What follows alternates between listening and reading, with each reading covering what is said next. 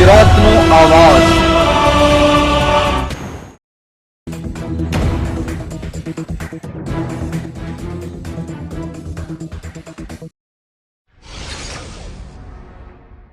ધોરાજી ખાતે 11મા આંતરરાષ્ટ્રીય યોગ દિવસની ઉજવણી।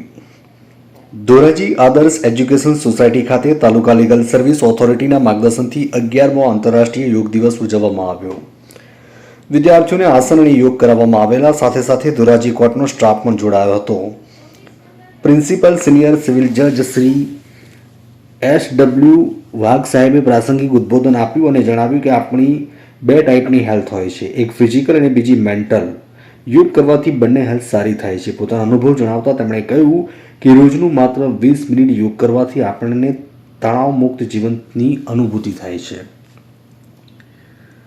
બાળકો સાથે ગ્રાઉન્ડ લેવલમાં ભળી જાય અને હનુમાન દંડ પણ શ્રી વાઘ સાહેબે કરેલા।